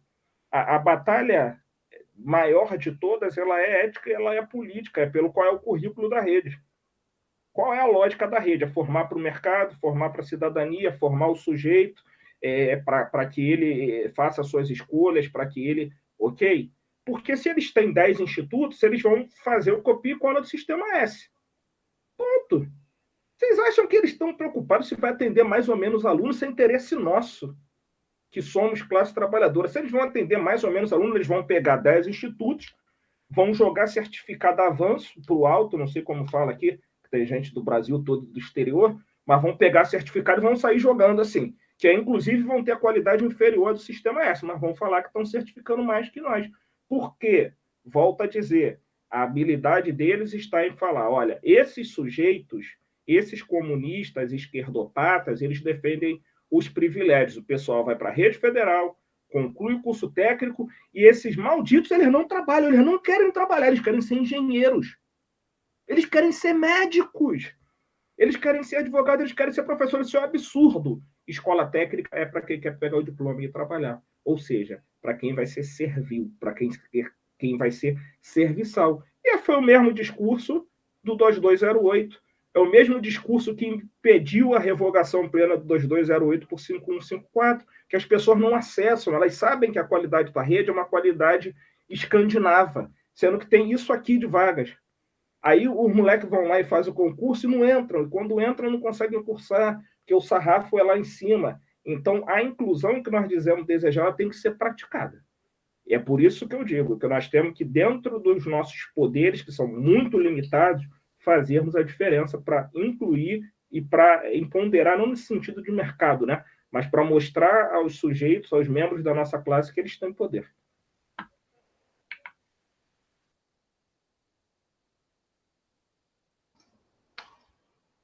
Obrigado, Bruno. Obrigado, professor Gaudêncio. Né? É um prazer estar ouvindo vocês, porque eu acredito muito, e aí eu estou colocando um ponto de vista agora bem claro, quando as coisas são pautadas pela verdade. Então, ou seja, quando a gente sai do fake news, quando a gente sai daquela perspectiva enganadora, né? E aí Nós tivemos uma situação muito agora recente, que foi a famosa escolha do livro didático, né? Principalmente, eu sou da área de ciências humanas, nós analisamos 19 obras que são idênticas, ou seja, há um esvaziamento, há uma sopa, né, epistemológica dentro do negócio que não forma para nada, e é dinheiro público que está sendo jogado ali dentro, né? Tanto é que nós optamos por não adotar. Mas essas palavras que foram colocadas aqui várias vezes, né, que são enganações, né, o aluno como protagonista, o empreendedor, o processo de uberização, né, do trabalhador, são reflexões muito caras a todos nós. Só que, infelizmente, né, o nosso tempo ele é curto, né? A nossa live ela está indo aí para os processos de finalização. Então, assim, nós agradecemos mais uma vez a participação do Bruno, né, do professor Gaudêncio, e passamos agora a palavra para as suas chamadas considerações finais, os encaminhamentos, né? Na sequência, então, 3 minutos para cada um, começando pelo Bruno, o professor Gaudêncio, e retorna para mim, para a gente poder fazer a finalização da nossa live desta noite de hoje. Gente, realmente fico muito feliz. Estava com o pessoal do Ricardo Paiva, aqui, companheiro nosso, que está, felizmente, esse conseguiu se aposentar. Ele começou a trabalhar junto com a Maísa, ele conseguiu se aposentar. O companheiro que foi diretor do campus lá de Campus Vitória, do Instituto Federal do Espírito Santo, ele lembrou: Bruno, olha que responsabilidade, vocês vão fazer uma live no dia do aniversário da rede. Eu falei, pois é. Isso. Mas tem as tarefas assim que são de muita responsabilidade e de muita alegria para nós, porque nós realmente olhamos para o lado e vemos companheiras e companheiras que estão resistindo. Porque o que nós estudamos, essas experiências que são inspiradoras, nenhuma delas foi feita com as condições ideais. Quando a gente para ler a Comum na Escola, né, aquela organizada pelo Pistra, que é um livro depoimento, é um livro histórico, gente, era no inverno, no norte da Rússia, no meio da guerra, e eles falaram: que pedagogia atende aos anseios do povo russo? Se nós pegarmos esse livro maravilhoso de depoimentos e de entrevistas, de reflexões do nosso saudoso Florestan Fernandes, ele coloca: olha, a disputa não é o público-privado, educação confessional, educação laica. A disputa passa pela sala de aula, passa pelo respeito praticado no sentido de ensinar aquilo que os alunos merecem aprender. Então, é muito satisfatório estar ao lado de pessoas que têm essa consciência, que têm essa dedicação e que, inclusive, estão se colocando na vanguarda da resistência, por exemplo, a esse Programa Nacional do Livro Didático, porque é uma coisa facilmente capturada pelo mercado. Ninguém tem condições de competir com essas grandes empresas, gente. Eles pegam meia dúzia de bons, não são profissionais de super qualidade, vão lá, vão produzir um livro didático, vai ser bonito, vai ter imagem, vai ter QR Code, vai levar para videoaula, mas que vai ensinar conteúdos de conformação. E nós estamos aqui para falar de transgressão, e transgressão não é a transgressão do desrespeito ao docente ou à autoridade pedagógica, né? É a transgressão do status quo, a transgressão da iniquidade, a transgressão da autoalienação, porque a educação no capitalismo ela só tem 2 sentidos: é a internalização dos valores e nos dotar de condições mínimas de continuar aprendendo e de nos especializarmos nos ramos produtivos. Inclusive, eu vou falar com a Gaudêncio aqui publicamente, que a gente briga, brinca e tudo junto. Aqui a manha do negócio não está que a escola técnica profissionalizante vai ensinar a ser técnico. Gente, educação não é trabalho, ainda mais no capitalismo. Nós estamos falando de 2 práticas sociais que têm interfaces, que têm elos, que têm mediações, mas ainda mais numa sociedade de classe, elas não estão vinculadas. Nós não estamos falando de uma comunidade indígena onde os mais velhos pegam os mais jovens e levam para pescar, para construir a oca, para plantar, para colher. Nós estamos falando de um espaço que depende de um tempo e de condições de ócio, de um trabalho que é eminentemente cultural, de abstração, que se articula com práticas produtivas para a humanidade, com produção de valores de uso. Então, por fim, eu reforço a vocês o convite. Nós temos um canal no YouTube que tem várias videoaulas e outros debates super bacanas que talvez contemplem parte das inquietações que foram apresentadas aqui.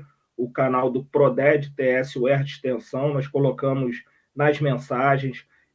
Temos nos esforçado, e aqui é de se louvar, né, porque militância em dia de festa é ótimo, né? Fazer live é ótimo. Por exemplo, Sinasef e FTO, Sindes e FCE, Sinasef e IF Baiano estão investindo nas qualificações dos seus sindicalizados e estão passando horas conosco e videoaula em momentos presenciais, em orientações. Agora, dia 4 de outubro, nós vamos publicar 2 livros com um trabalho de estudantes dos institutos federais, com reflexões sobre as práticas, com aquilo que está sendo feito de diferente. Porque, gente, desculpa, criticar o basculho de plantão que está sentado lá na cadeira do MEC é fácil. É fácil. Eles não conseguem sequer dormir. E o que nós precisamos é divulgar, expandir as experiências de quem, de fato, luta para reconhecer na prática a humanidade dos estudantes, para mostrar que eles têm humano e que a vocação do humano é ser mais. Então, esse desafio vai continuar sendo professado, perseguido, e por isso nós também seremos cada vez mais perseguidos, porque nós trabalhamos bem. Não é verdade? Se nós ficássemos ali quietinhos no nosso canto, fazendo aquilo que os mestres mandam, nós não seremos perseguidos. Mas nós sermos perseguidos por esses homúnculos chega a ser motivo de orgulho. E é uma satisfação muito grande estar aqui com vocês. Muito obrigado pela oportunidade e até breve. Vida longa à nossa rede federal. Eu também quero agradecer a oportunidade e me vem à memória aqui uma entrevista que o redator-chefe do New York Times, quando Marx escrevia nos 880 e alguma coisa, ele foi passar um dia entrevistando o Marx nos últimos anos da vida. Depois de um dia de entrevista, depois da janta, sentados, fez a pergunta seguinte para o Marx. Marx, qual é a lei? Qual é a lei do ser? Não é só do ser humano. E o Marx respondeu pausadamente, a luta. Se a gente vê agora o vírus da pandemia, é um ser que luta para sobreviver nos matando, né? Ou tentando nos matar. Mas em nos matando morre também ele aí, né? Eis a contradição também do ser. Então, eu creio que a luta, neste momento, né, é uma luta por dentro e por fora dos institutos, com a sociedade e por dentro dos institutos. Por dentro é buscar a unidade possível para manter aquilo que foi conquistado. E, portanto, muito interessante isso que o Rodrigo diz. Vamos examinar esse livro didático. Que livro didático é esse? É um lixo, porque nega a história, nega a memória, etc, etc. Então, nós não vamos adotar. Os itinerários, tudo bem, vamos fazer uma rede e vamos chamar de itinerários, mas vai ter sociologia, vai ter filosofia, vai ter, enfim. Este poder, os institutos têm até se vão dialogar com os próprios alunos. Porque dizer ao aluno, se você não entende isso, você não vai entender o mundo. Você não vai entender o que é uma relação social. E, portanto, então, essa é a luta. E eu gostaria de concluir lendo uma síntese desse livro, Florestan Fernandes, Desafio Educacional, quando ele nos dá uma mensagem muito interessante de qual é a direção de luta que os sindicatos, os movimentos sociais têm que pautar. Ele vai dizer o seguinte: a pedagogia volta a ser a chave para decifrar para a decifração de nosso enigma histórico. O que a Constituição negou, o povo realizará, mas ele não poderá fazê-lo sem uma consciência crítica e negadora do passado, combinada com uma consciência crítica e afirmadora do futuro. E essa consciência é nascida do trabalho produtivo e da luta política dos trabalhadores e dos excluídos, isso que o Bruno tanto insistiu aí na exposição dele. E que não depende da educação que obedeça apenas a fórmulas abstratas, do tipo educação para um mundo em mudança, mas sim da educação como meio de autoemancipação coletiva dos oprimidos e da conquista do poder pelos trabalhadores. E aqui o poder não é só o poder federal, mas o empoderamento desses para poder ter os seus direitos. Eu acho que este é o grande horizonte, essa é a grande luta, e eu felicito muito os companheiros do sindicato por essa sequência de eventos e que nós queremos ser parceiros, como o Bruno diz, dialogando com vocês, trocando materiais, recebendo colegas para debater com a gente, etc. Uma boa noite a todos e a todas, e muitíssimo obrigado, Estênio, muitíssimo obrigado, Rodrigo, e a todos os companheiros que estão implicados nesta bela tarefa. E sempre um prazer com esse meu jovem que foi aluno e hoje também é meu mestre, Bruno, um grande batalhador, sempre com a mão no barro, e porque sabe de onde veio, como a gente sabe de onde a gente veio, e não pode esquecer de onde veio. Então, uma boa noite e muito obrigado pela oportunidade de estar com vocês. Obrigado, professor Gaudêncio Frigoto. Obrigado, Bruno Miranda Neves. Agradeço também. Uma salva de palmas, gente. Né? Vamos ter uma salva de palmas, né, para o nosso evento, nosso terceiro encontro de formação política e sindical do Sinasef, na seção sindical IFTO, com o tema Desafios e Perspectivas da Rede Federal de Educação Profissional Científica e Tecnológica em tempos de crise do capital. Como eu também tenho espaço para as chamadas considerações finais, além dos agradecimentos, eu vou aproveitar para citar aqui algo que casa muito bem com tudo que foi discutido e apresentado nesta noite. Eu convido, né, a Paulo Freire, né, que traz como reflexão algo extremamente importante para nós que estamos trabalhando no processo de formação e de consciência de classe.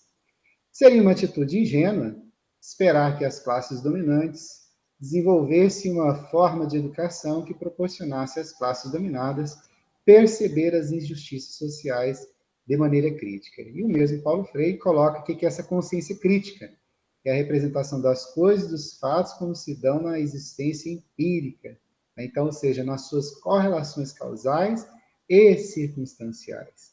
Então, diante de tudo isso, de todo esse aparato que nós temos de reformas, ou melhor, de contra-reformas, né, por meio de resoluções, de tantas coisas que estão, de certa forma,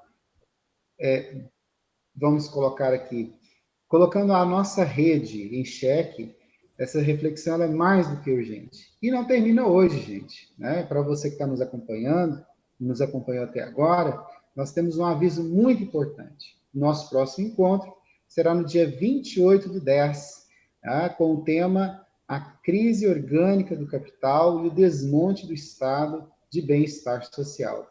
Ainda nos avisos, gostaria de reforçar aqui um convite feito pelo Bruno Miranda Neves.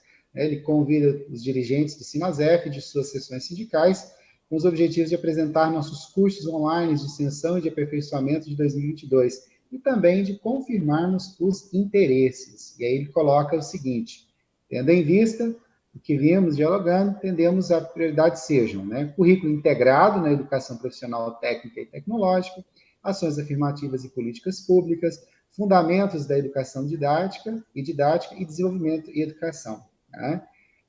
A referência é o Programa de Desenvolvimento e Educação, Teotônio dos Santos, o PRODET-TS, falei certo, é isso mesmo? Da UERJ, e aí o endereço é extensão.prodets.uerj@gmail.com. Vou pedir à nossa equipe técnica que copie, né, o e-mail, coloque também no chat e envie aí para os nossos participantes. Bom, tudo que é bom dura pouco, infelizmente, né?